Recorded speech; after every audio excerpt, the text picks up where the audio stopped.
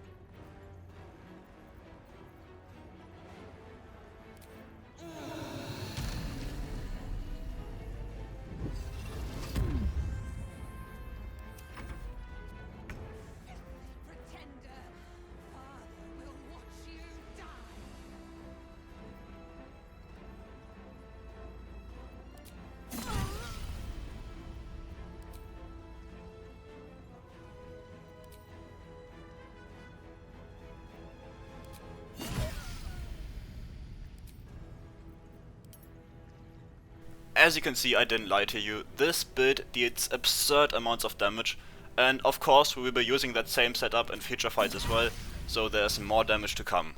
But for now, let's fight Sarevok. And for him, I have a special strategy, which is extremely potent against him, because whenever you dominate him, he will start killing his own allies, which are the ghosts. And whenever the ghosts die, he gains a permanent buff, which is usually a huge issue because he gets extremely strong whenever you kill his allies first. But now, since he's fighting for us, we get a hyper buff minion that of course we're gonna keep for longer than just this fight. Also, I think I should address this right now. Whenever I use Dominate Person or a similar spell as a strategy in a fight, you will see me fly far away or go invisible very often. And that's not to protect myself. I would love to fight alongside these dominated characters, but it's just how honor mode AI works. Basically, if you dominate an enemy and it's surrounded by other enemies of the same faction, those other enemies will know that despite the dominated enemy being opposed to them, they will know it was their ally in the first place, so they just won't attack it, no matter what. It's just how honor mode AI works. It's incredibly annoying. I think it's extremely lame from Larian to do this, but it's just how it is, so I have to keep my distance so they actually fight each other.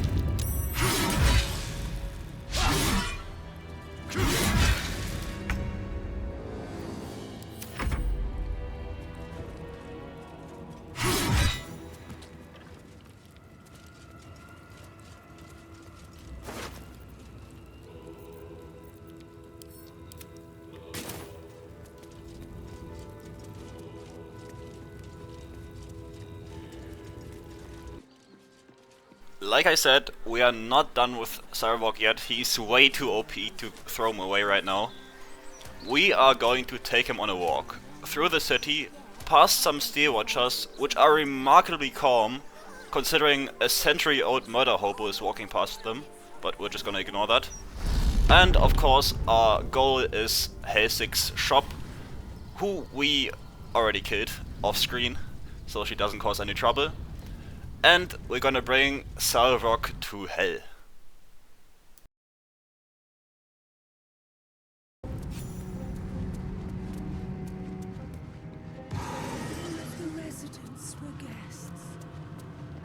Now the more keen-eyed individuals among you may have noticed that Sarevok is kinda struggling right now.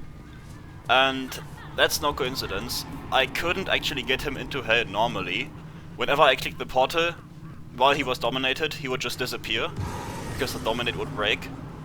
Because dominated characters aren't actually normal allies, or just like temporary allies. They're just marked as allies. They're not actually in your party or anything. So I had to use a glitch that allows me to carry any character, which is essentially just you throw them, but then you cancel your throw immediately in a frame perfect timing, and then they just kinda go into your inventory basically. And now I can just release him whenever I want.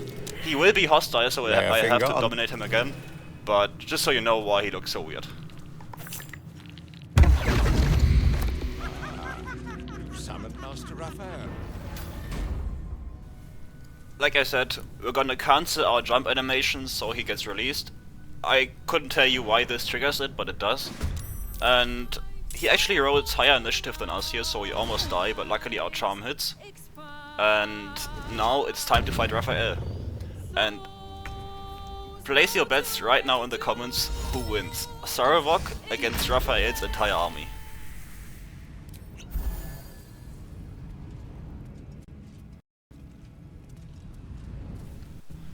I should say though, before you place your bets, everything that could go wrong goes wrong in this fight.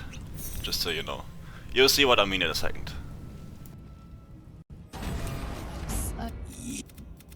I will not. You've given Their skulls will make fine trophies. I usually don't try to persuade Yogi into joining, but I thought it would be fitting for this run. Sadly, I did not have any inspiration left, so I just had to accept the critical one as a canon event. But considering what he's about to do, I should have probably persuaded him.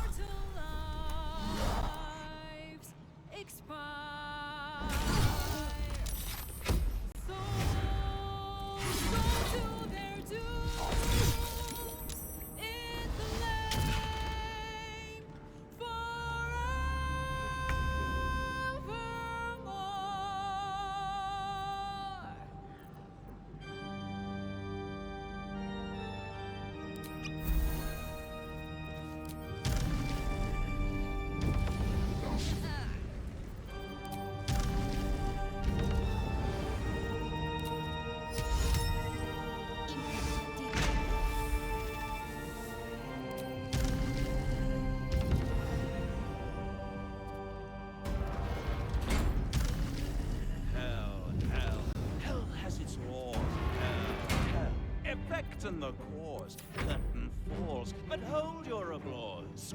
Swerve, for now down here come the claws.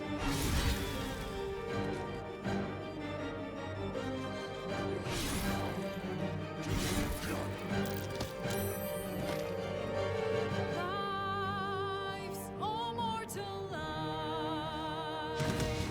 expire. Souls go to their dooms in the flame forevermore.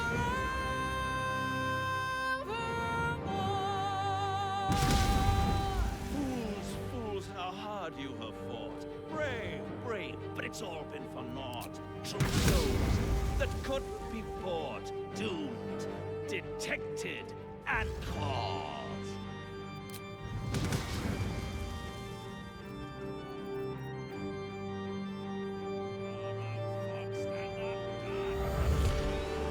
No more deals, it's over.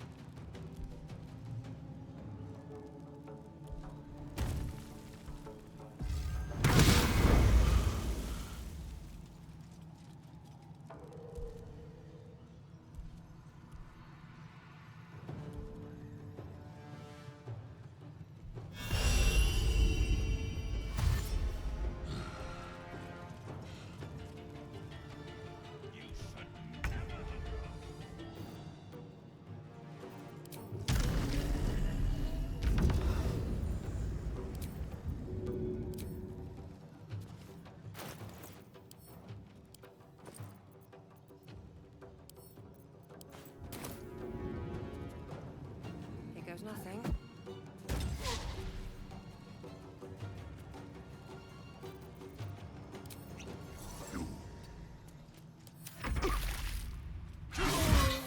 Lives, almost lives, expire. Souls go to their doom in the land forevermore.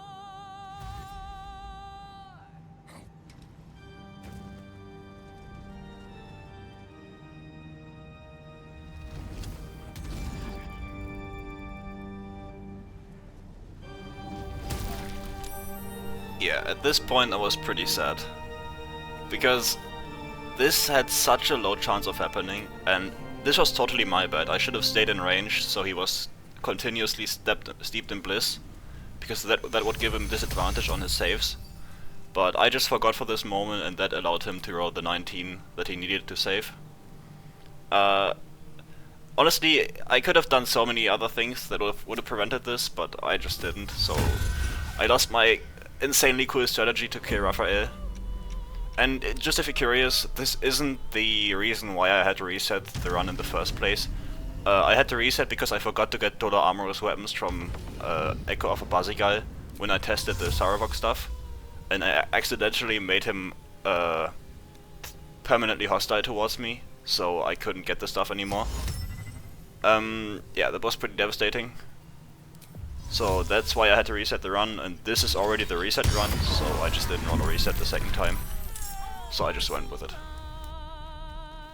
I do have a backup strategy, of course, and to do this, I first need to clear all of the minions of Raphael, which is easily done with a Cloud of Daggers plus Black Hole, an extremely powerful combo that I can only recommend if you're doing any kind of run that has both of those available. Just cast Cloud of Dagger once, and then just keep putting them inside, and they just keep taking damage. And because Black Hole also slows them, they never get close to you, so you just basically kill all of them easily.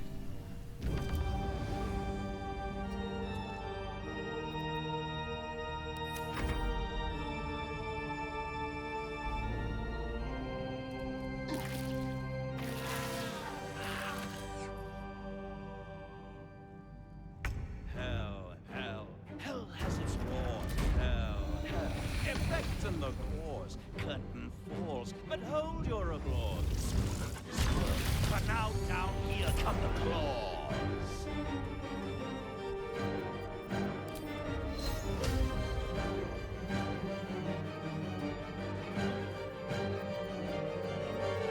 Lives, all mortal lives, expire. Souls go to their dooms in the lane forevermore.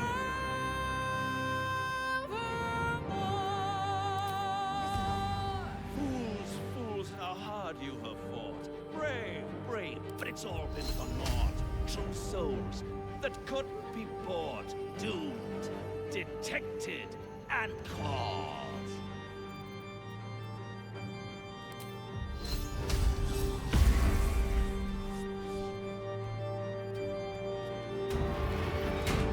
No more deals, it's over.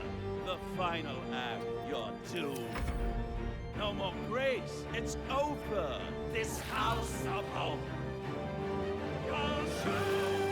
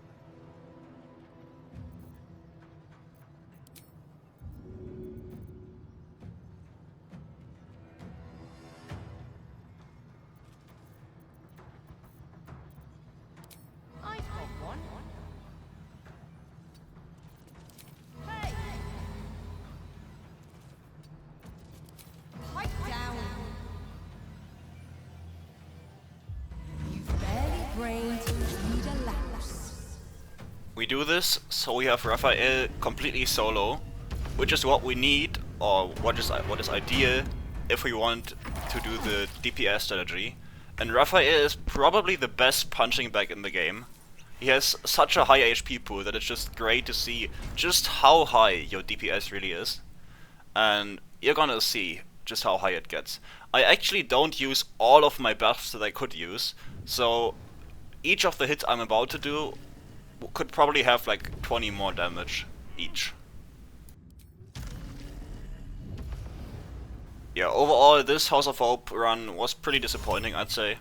I would have loved to keep Sarevok fighting. I think he would have easily done it, because the only one who can deal even close to decent DPS is Raphael, but even that can easily be out-healed by Sarevok's lifesteal. Also, I've spent a lot of time even getting him inside, even though the video doesn't make it look like it. Yeah. But I just didn't want to reset again, I hope you do understand that. And that's just how Anomod is. Sometimes stuff just happens the way you don't want it to. But we did get to show just how much damage this build can really deal. And again, we didn't even use Psionic Overload, which would have dealt even more damage. So honestly, like on a high damage roll, I didn't do the math yet, but I'd say 150 damage is easily possible with just this setup. Per hit, obviously. Next up, we have the House of Grief, and I really like this fight because it allows you to test just how good your build is at crowd control.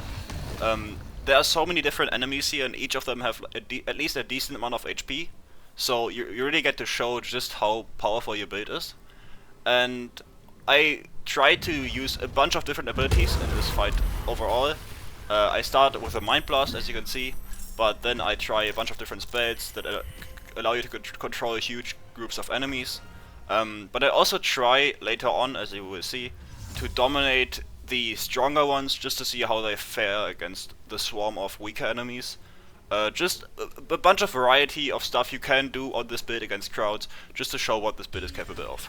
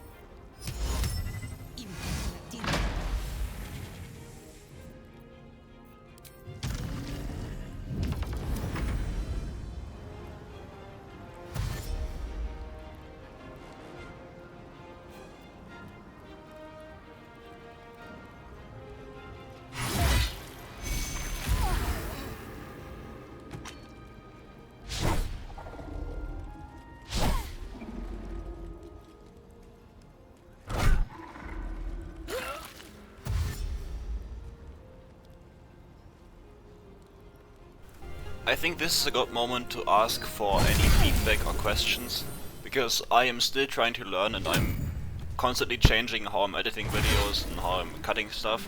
So if there's anything you do like, or more importantly don't like at all, please do let me know.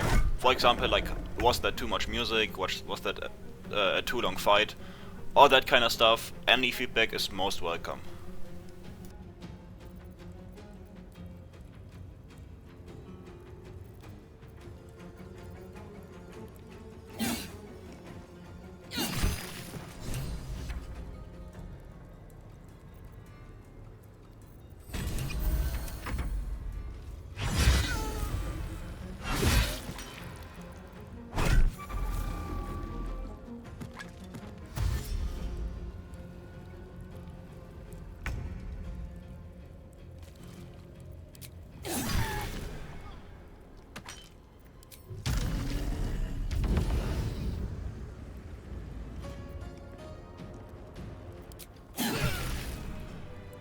Alright, next up is Gortash, and of course we have to see who wins.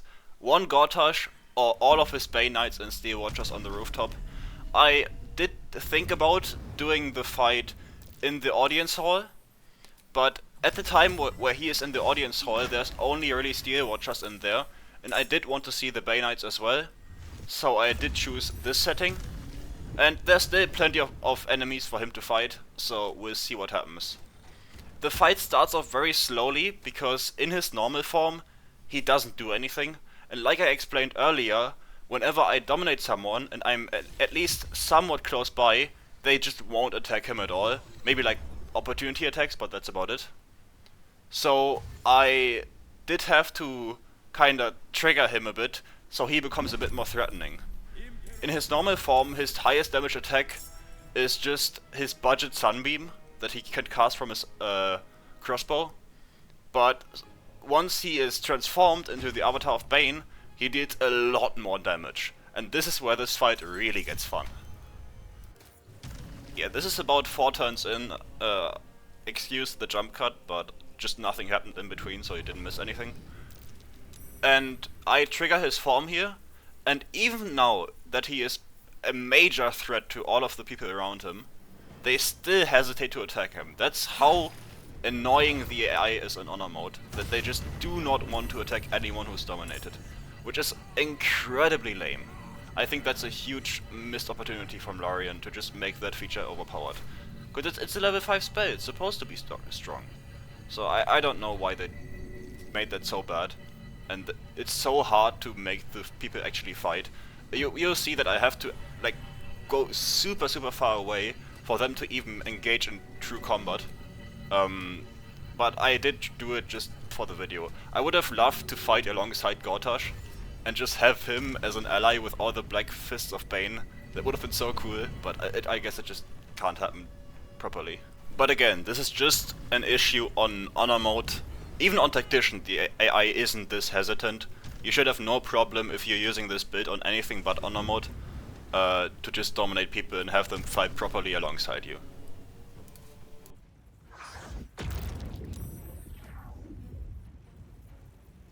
Luckily, after this one round of awkward staring, they do actually finally start fighting him.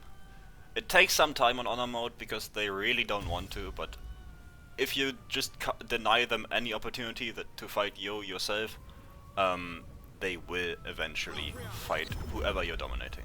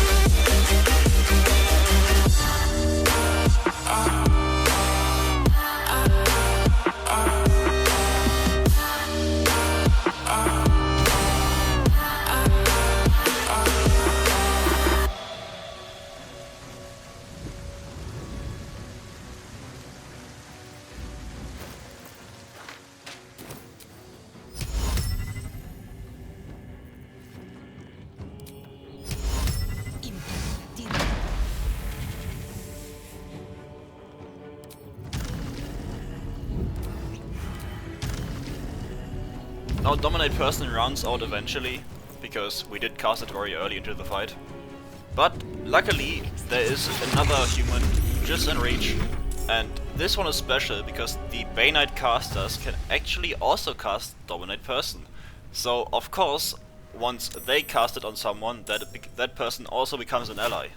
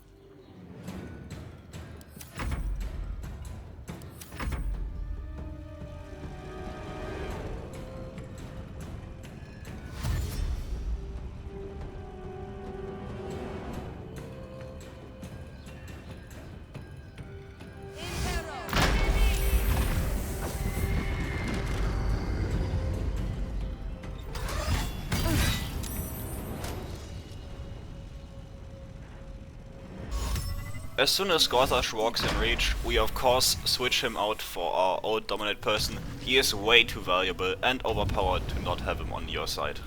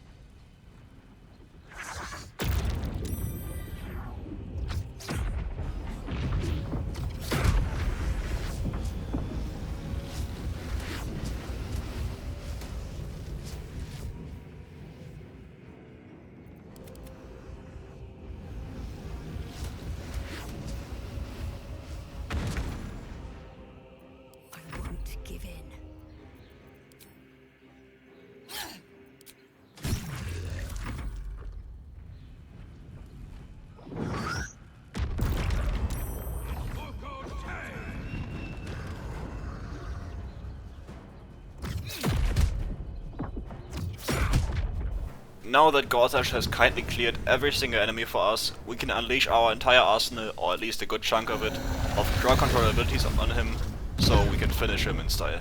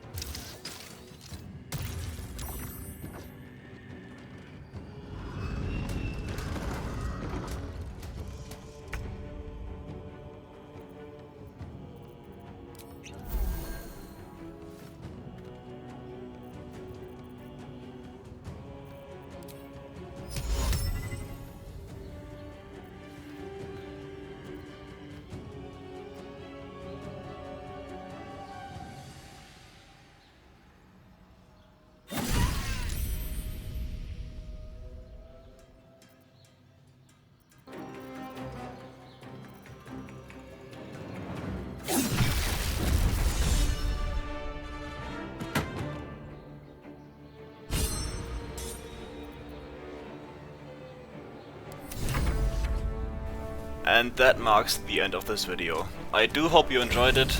I think some of you kept up to date with my posts and knew that I had to redo the entire run, as I explained earlier, just to get Dodo Armorous. because Dollar Armorers is quite a crucial part of this build, and you will see that when I explain the entire thing in the build guide, which is coming soon. And yeah, if you enjoyed this video and watched so far, like and subscribe if you want to, I do appreciate it a lot. And most importantly, have a great day.